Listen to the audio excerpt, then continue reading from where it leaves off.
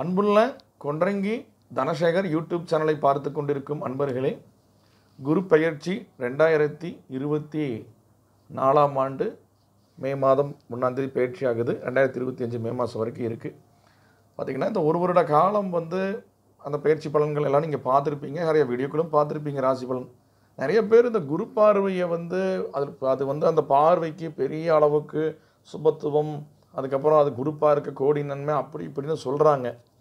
ஆனால் உண்மையிலேயே நடைமுறை ஒரு சாமானியனுக்கு அது உண்மையிலேயே அந்த குரு பார்வையால் இதுவரைக்கும் ஒரு 10 வருஷத்தில் ஏதாவது ஏற்றம் வந்திருக்குதான்னா அவங்க ஜாதக பிரகாரம் தாங்க ஏற்றம் வருதே ஒழிய இந்த குரு பார்வையால் ஒரு ஏற்றமும் இல்லைங்க. சொல்லிக்கலாம் இதெல்லாம் வருது அப்படின்னு ஒரு ப்ராபபிலிட்டி லா, ஒரு நிகழ்தகவு விதிகளின் அடிப்படையில் பேசிக்கலாம். ஒரு 100 பேர்த்துக்கு ஒரு 5 பேர்த்துக்கு வேலை செய்யும், 10 பேர்த்துக்கு வேலை செய்யணும். மற்றவங்களுக்கெல்லாம் வேலை செய்தா இல்லையா நம்ம பின்னாடி போய் அவங்களும் அதை கிராஸ் செக் பண்ணிக்க மாட்டாங்க. ஏன்னா அந்த ஜோடர் எதுவாக இருந்தாலும் கடைசியில் திசா புக்திக்கு தான் நிற்பார். எங்கே இப்போ நீங்கள் இந்த கோச்சாரம் எது தான் நீங்கள் பேசினாலும் சரி, 7.5 சனி அச்சுமுத சனி பேசினாலும் சரி, இல்லை நல்ல திசாக்கள் கடைசியாக ஜாதகருக்கு ஜோடருக்கு கொடுக்கக்கூடிய கடைசி இடம் எது அப்படின்னா திசா புக்தியின் அடிப்படையில் வரக்கூடிய பலன்கள் தான். அதுதான் ஸ்டில் நவ் உங்கள் லைஃப்பை லீட் பண்ணுறது ரூலிங். அப்போ அந்த 2 பேர் தான் நமக்கு கொண்டு போகிறவங்க. அப்போ அதுக்கு தான் முக்கியமாக பேசணும். அப்போ நம்ம அது ஜாதக ரீதியாகவும் போட்டிருக்கிறோம். சரி, குரு பார்வை அப்படிங்கிறது பொதுவாக இந்த ரிஷபத்தில் பயிற்சி ஆகும்போது குருவினுடைய பார்வை கன்னி மேலே விழுகுதுங்க. எல்லாருக்குமே கன்னி மேலே விழுகும். அதே மாதிரி விருச்சிகத்து மேலேயும் அந்த விழுகும் விஷன், புரியுதுங்களா இல்லையா? அடுத்தது 9ஆம் பார்வையாக மகரத்து மேலே விழுகும். அப்போ குருவுக்கு 5, 7, 9 அப்படிங்கிற பார்வை இருக்குது. அதில் குறிப்பாக 7ஆம் இடத்தின் மேல் சமசப்தமான பார்வைக்கு பலம் இருக்குதுன்னு சொல்கிறாங்க. அப்போ அதான் நான் இங்கே போட்டிருக்கிறேன், வி அப்படின்னு போட்டிருக்கிறேன், விஷன்னு போட்டுருக்கேன். அப்போ இது ஒரு கணக்காக நான் போட்டிருக்கிறேன், ஈஸியாக புரியும் உங்களுக்கு. அதாவது மேசராசிக்காரங்களுக்கு 6ஆம் இடம், 8ஆம் இடம், 10ஆம் இடத்தை குரு பார்க்குறார். ரிஷபராசிக்காரங்களுக்கு 5, 7, 9ஆம் இடத்தை பார்க்குறார்.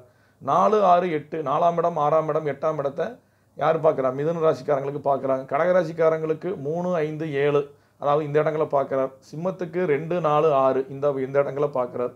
அதே மாதிரி எங்கள் கன்னியா ராசிக்காரங்களுக்கு ராசியவே பார்க்குறார். அதுபோக 3ஆம் இடத்தை பார்க்குறார், 5ஆம் இடத்தை பார்க்குறார். அடுத்து துலாம் ராசியை பொறுத்த வரைக்கும் 12ஆம் இடத்தை பார்க்குறார், 2ஆம் இடம் தனத்தை பார்க்குறார், 4ஆம் இடம் சுகத்தை பார்க்குறார். அடுத்து விருச்சிக ராசிக்காரங்களை பொறுத்த வரைக்கும் ராசியவே பார்க்குறார், 2வது உபஜயத்தை பார்க்குறார், 3ஆம் இடம் லாபத்தை பார்க்குறார். தனுசு ராசிக்காரங்களை பொறுத்த வரைக்கும் ராசிக்கு 2ஆம் இடத்தை பார்க்குறார், அதுக்கப்புறம் 12ஆம் இடத்தை பார்க்குறார், 10ஆம் இடத்தை பார்க்குறார். அதே மாதிரி இவங்களுக்கு பார்த்தீங்க அப்படின்னா மகரத்தை பொறுத்த வரைக்கும் ராசியவே பார்க்குறார், 9ஆம் இடத்தையும் பார்க்குறார், 11ஆம் இடத்தையும் பார்க்குறார். கும்பத்தை பொறுத்த வரைக்கும் 12ஆம் இடத்தை பார்க்குறார், 8ஆம் இடம், 10ஆம் இடத்தை பார்க்குறார். மீனத்தை பொறுத்த வரைக்கும் 7, 9, 11 இந்த இடங்களை பார்க்குறார். முதல்ல இந்த பார்வைகள் இந்த 7, 9, 11, 4, 6, 8 இதெல்லாம் ஒவ்வொரு அந்த ராசி தத்துவத்தை கணக்கு வைக்கிறதும் ஒன்று. 2வது அந்த ராசியினுடைய சிறப்புகள், அதாவது அந்த 12ஆம் இடம், 2ஆம் இடம், அப்போ அந்த ராசி தத்துவத்தையும் எடுக்கணும். 2வது அந்த பார்க்குற அந்த பார்வை அந்த பாவகத்தினுடைய காரகத்தை நாம் எடுக்கணும். அதெல்லாம் ரொம்ப நீண்ட விஷயங்கள். இதெல்லாம் லக்னத்துக்கு தான் நாம் ஆய்வு செய்யணும். அதிகமாக ராசிக்கு உட்காந்துக்கிட்டு பார்த்தாச்சு உடனே அவங்க ஜாக்பாட் அடிச்சிருவாங்க, பார்த்தாச்சு லாட்ரி அடிச்சிடும், பார்த்தாச்சுன்னா ஷேர் மார்க்கெட்டில் போயிடுவாங்க, வெளிநாட்டுக்கு போயிடுவாங்க. இதெல்லாம் சொல்கிறது ஒரு விதத்தில் கூட இது இல்லை. இதை நான் போட்டிருக்கவே கூடாது. ஆக்சுவலாக சொல்ல போனால் லக்னத்துக்கு தான் முக்கியமாக குரு பார்வை முக்கியமாக தேவைப்படும். இதெல்லாம் ஒரு பார்வை. இந்த குருவினுடைய பார்வையை ஒரு சின்ன விஷயமா சொன்னால் உங்களுக்கு புரியும். ஒருத்தர் மொட்டை மாடிகள் படுத்துட்டு இருக்கார், ராத்திரி படுக்க போயிட்டார். காலையில் சூரியன் உதயம் ஆகுது. அப்போது சூரியனுடைய பார்வை நேராக படுது. யார் மேலே படுது? படுத்துட்டு இருக்கிறவர் மேலே படுது. அப்போது அந்த பார்வைங்கிறது, சூரியனுடைய பார்வைங்கிறது என்னது? ஒளி அப்படின்னு எடுத்துக்கலாம். அந்த ஒளி என்ன பண்ணுது? அந்த சம்பந்தப்பட்ட நபரை தூண்டுது, எந்திரிக்கிறதுக்கு தூண்டுது. அப்போ அதே மாதிரி தான் குருவினுடைய பார்வை அந்த சம்பந்தப்பட்ட இடத்தை தூண்டும். ஆனால் அது செயல்படுறதா இல்லையா அப்படிங்கிறது நாம தான் முடிவு பண்ணுறோம். இப்படி சூரிய வெளிச்சம் பட்டதுடனே உடனே நாம் எந்திரிச்சிடறோமா? இல்லை, இன்னும் கொஞ்ச நாள் தூங்குறோம் அப்படின்னு தூங்குவோம். ஒரு சில பேர் என்ன பண்ணிடுவாங்க, அந்த சூரிய வெளிச்சம் வரக்கு முன்னாடியே எந்திரிச்சு போயிடுவாங்க. சில பேரெல்லாம் கிடக்கிட்டு 6 மணிக்கு சூரிய வெளிச்சம் பட்டாலும் 9 மணிக்கு தூங்கலாம். அப்போ அது பட்டாலும் பிரயோஜனம் இல்லாமல் போயிடுது. புரிஞ்சுக்கணும். அப்போ அந்த ஒளி அப்படிங்கிறதும் அந்த பார்வை அப்படிங்கிறதும் ஒரு தூண்டலை மட்டும்தான் உருவாக்குதே ஒழிய செயல்பாட்டுக்கு வர்றது இல்லை.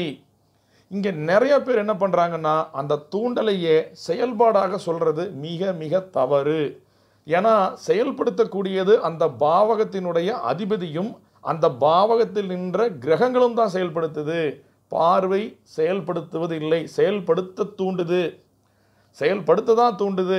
ஆமாம், செயல்படுத்தி தூண்டுறது அது நடக்குமா? நடக்குது, இல்லைன்னு வைக்கல. ஆனால் எல்லாருக்குமே அந்த குரு பார்வையால் சுபிட்சம் வந்து போச்சு? இல்லை, வாய்ப்பு இல்லை. ஒரு குரு வந்து 2ஆம் இடத்தை பார்த்து உட்கார்ந்துருக்கிறவங்க பல பேர் கடன் ஆயிட்டாங்க. 2ஆம் இடங்கிறது தனஸ்தானம், 11ஆம் இடம் லாபஸ்தானம். அப்போ பார்த்தீங்கன்னா ஒரு 11ஆம் வீட்டில் குரு பட்டவங்க பெட்டிங்கில் போயிடுச்சு. அதுக்கப்புறம் ஷேர் மார்க்கெட்டில் போன ஆளுகளும் இருக்கிறாங்க. ஏன் குரு பார்வை 11 தானே பட்டுச்சு, ஏன் லாபத்தை குரு கொடுத்துருக்கணுமில்ல, ஏன் கொடுக்கல? அப்படி இல்லை, லாபத்தை வந்து தூண்டி விடுது. அதனால் என்ன பண்ணிட்டார் அவர்? கொண்டு போய் பணத்தை வந்து செலவு பண்ணி போட்டார். எப்படி செலவு பண்ணிட்டார்? அது சுபமாக ஏதாவது பண்ணியிருக்கணும். அதை விட்டு போட்டு அவர் ஷேர் மார்க்கெட்டு, பிட்காயினு, பெட்டிங்லாம் போய் லாஸ் பண்ணிக்கிட்டார். அப்போது அந்த பார்வையும் சில விஷயங்களில் தீயதாகவும் வேலை செய்யும். இதுலேயும் வேறுபாடு இருக்குது. அதாவது நேர்கதியான குரு பார்க்கும்போது ஒரு மாதிரியும் வக்கரகதியாக குரு பார்க்குற மாதிரி இருக்கும். இது ஜாதகத்துக்குள்ளே தான் நாம் கொஞ்சம் அட்வான்ஸாக பார்க்கலாமே ஒழிய கோச்சாரத்தில் இருக்கக்கூடிய குரு பார்வைகளை வச்சு எந்த முடிவுக்கும் வராதிங்க. அந்த பார்வைகளால் பெரிய பலன்களெல்லாம் எதிர்பார்க்கவே பார்க்காதீங்க. ஏன்னா இது வந்து ஒரு பார்க்குறது போகுதுன்னு தெரிஞ்சு வச்சுக்கோங்க, அவ்வளோதான். இது சும்மா எழுதி போட்டிருக்க தெரிஞ்சு வச்சுக்கோங்க. ஆனால் ஐயோ சார், எனக்கு வந்து 2ஆம் இடத்தை பார்த்தது சார், எனக்கு வந்து வருமான உயர்வுன்னு சொல்கிறேன். அது உங்கள் ஜாதகத்தில் இருக்கக்கூடிய திசா புக்தி 2, 11 சம்பந்தம் வந்திருக்கணும். 6, 8 தொடர்பு இல்லாமல் இருக்கணும். 8ஆம் இடம் வெளிநாட்டுக்குள்ளே இருந்தால் அவங்க 8, 12க்குள்ளே பலம் அதிகமாக இருந்தால் வெளிநாட்டில் சம்பாதிக்கலாம். இங்கே 2, 11க்கு சம்மந்தப்பட்டு 7ஆம் இடம் சம்மந்தப்பட்டால் இங்கே அதிகமாக சம்பாதிக்கலாம். அப்போது கணக்கு இப்படியெல்லாம் இருக்குது. அதை விட்டுட்டு நாம் ஒரேடியாக குரு பார்வை பார்த்தாச்சு, நாம் கோடி புண்ணியம்னு சொல்லிப்பட்டு அதை அவங்க சொன்னது குரு வேலி தாண்டாத வெள்ளாடு. குருவை ஒரு பிராமணத்துவமாக பேசுகிறாங்க. நம்ம இப்போ இருக்கிற பிராமணர்களை பற்றி நம்ம எடுத்துக்கலாம். அந்த பிராமணத்துவம் அப்படிங்கிற அந்த கொள்கையைத்தான் நம்ம பேசணுமே ஒழிய பிராமணர்களை நம்ம பேசலை. புரிஞ்சுக்கணும். பிராமணத்துவம்னா என்ன? உலக நன்மைக்காக இருக்கிறது அப்படின்னு. இங்கே எத்தனை பேர் அப்படி உலக நன்மைக்காக இருக்கிறாங்க? இல்லை. சரிசமமாக இருக்கிறாங்களா? இல்லை. அப்போது ஏதோ ஒரு சில பேர் இருப்பாங்க. அது எல்லாருடைய வர்ணத்துலேயும் தான் இருப்பாங்க. அப்போ வந்து அது சொன்னது அப்படிங்கிறது தத்துவத்தை தான் சொன்னாங்களே ஒழிய அதை பார்த்திங்கன்னா அந்த குறிப்பிட்ட இனத்தை அல்ல அப்படின்னு புரிஞ்சுக்கணும். அப்போது அந்த குறிப்பிட்ட வர்ணத்தை அல்ல. அப்போது ஒரு பிராமணத்துவமாக குருவை எடுத்துக்கிறாங்க. அதனுடைய பார்வை அது உலக நன்மைக்காக, அது ஒரு சுபிட்சமாக அது பார்க்கும் அப்படிங்கிற ஒரு கணக்கில் பேசுகிறோம், அவ்வளோதான். ஆனால் அந்த இடத்துல இந்த ஒரு கிரகத்தை வந்து சாந்திப்படுத்திடும். அது வந்து குரு சனியை பார்த்து சாந்திப்படுத்திடும், குரு ராகு பற்றி சாந்திப்படுத்திடும். இல்லை, தூண்டுதலை தான் கொடுக்கும். அந்த கிரகம் தான் முடிவு பண்ணும். திசாபுக்திகளை நமக்கு பேசுங்கிறத தயவு செய்து புரிஞ்சுக்குங்க. நானும் இது 10 வருஷத்தில் இந்த குரு பார்வை பற்றி இந்த மாதிரி ஒரு டாப்பிக்கு பேசுகிறோன்னு பார்க்குறேன். ஸ்கிப்பாகி போய், ஏன்னா அது விரிவாக இப்படி பேசினா தான் புரியும். அப்போ இனிமேல் புரிஞ்சுக்குங்க, குரு பார்வை அப்படிங்கிறது வெறுமனே, அதுவும் கோச்சாரத்தில் வரக்கூடிய குரு பார்வை வெறுமனே தூண்டல் தான். அதில் ஒரு பிரயோஜனமெல்லாம் ஒன்றும் இல்லை. பயிற்சியிலேயே வந்து அத்தனை பயிற்சியும் சேர்த்துனாலே நமக்கு 5% தான் ஜாதகத்துக்குள்ளே வேலை செய்யுங்கிறப்போ இந்த பார்வையெல்லாம் இன்னும் 10 பைசா 5 பைசா கணக்கில் தான் போயிடும், 100 ரூபாய்க்கு. அதெல்லாம் வந்தாலும் போனாலும் நமக்கு கணக்கு தெரியாது. நம்ம திசாபுக்தி அதே மாதிரி நம்மளுடைய தொழில் இன்றைக்கெல்லாம் எதை பேஸ் பண்ணி எல்லோரும் போகிறோம்? தொழிலை தான் பேஸ் பண்ணுறோம். அந்த ஜாதகத்துக்குள்ளே தொழில் ஸ்தானம் பலமாக இருக்குது அப்படின்னாவே அவர் எப்படியாவது லீட் பண்ணிவிடுவார். இன்றைக்கெல்லாம் அவ்வளோதான் விஷயம். நீங்கள் மற்றதெல்லாம் அப்படி இப்படின்னா தொழில் சரியாக இருக்குதுன்னா அதில் வருமானம் சரியாக வருது. அப்போ வருமானம் சரியாக வந்தால் அவர் வீடு வாங்கின சொத்துக்களை வாங்குவார், கடனை காட்ட அடைச்சிடுவார்னு அர்த்தம். அப்போ இன்றைக்கி அதற்கு இடையூறாக இந்த திசாபுக்திகள் வராமல் இருந்தாலே நல்லதுங்கிற அளவுக்கு தான் ஜாதகத்தை நம்ம ஈஸியாக முடிச்சுக்கலாமே ஒழிய ரொம்பலாம் பறந்து விரிஞ்சு பார்வை பட்டுருச்சுங்க, உங்களை தூக்கி விட்டுருங்க, குபேரேகத்தை கொண்டு போயிடுங்க. எங்கே கொண்டு போய் விடுது? பல பேருக்கு பார்த்திங்கன்னா ஜப்திக்கு தான் கொண்டு போய் விட்டுட்டு இருக்குது. இங்கெல்லாம் வந்து டெக்ஸ்டைல்ஸ் எல்லாம் திருப்பூர், கோயம்புத்தூர், நாம் இந்த ஈரோடு பக்கமெல்லாம் வந்து டோட்டலாக வாஸ் அவுட் ஆகி போச்சு. இங்கெல்லாம் வந்து எப்படி இப்போ எல்லாம் ஒவ்வொருத்தரும் அந்த ஒரு வருமானத்தை ஜீவனத்தை எப்படி பிளக்குவாங்கன்னு விழிப்புதிங்கி போயிட்டாங்க. இதுக்கப்புறம் இந்த குரு பார்வை ஐடி ஃபீல்டை தொலைச்சி கட்டிகிட்டு இருக்குது. அதை குரு பயிற்சி பலன்களை நம்ம நாடு செல்லும் நிலையிலையும் போட்டிருக்கிறேன். ஏன்னா அப்போ ஐடி அதுக்கப்புறம் டெக்ஸ்டைல்ஸ் இதெல்லாம் ரொம்ப ஒரு சிக்கலான சூழ்நிலைக்குள்ளே தான் சுக்கரன் வீட்டுக்குள்ளே தானே உட்காந்துருக்கார் இந்த குரு. இப்போ சரிங்களா இல்லையா? பயிற்சியானதுக்கப்புறம் அங்கே தானே இருக்கு கணக்கு. நாம் பார்வைக்கெல்லாம் முக்கியத்துவம் படுத்தி தயவு செய்து நாம் கொண்டு போகக்கூடாதுங்கிறத தயவு செய்து புரிஞ்சுக்குங்க.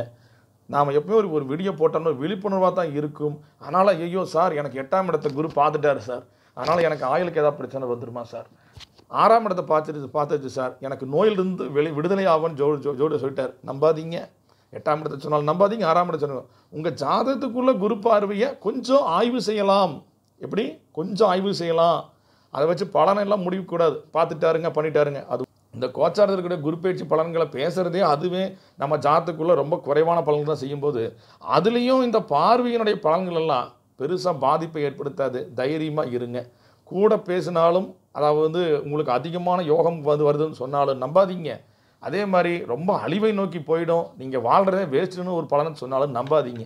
உங்கள் ஜாதகம் தான் உங்களை பேசும், உங்கள் லக்னம் தான் உங்கள் வீடு. கோச்சாரம், சமுதாயம், நம்ம நாடுன்னு எடுத்துகிட்டு போயிடுங்க. கமெண்ட்ஸ் பண்ணுங்கள். நன்றி. நமசிவாய்.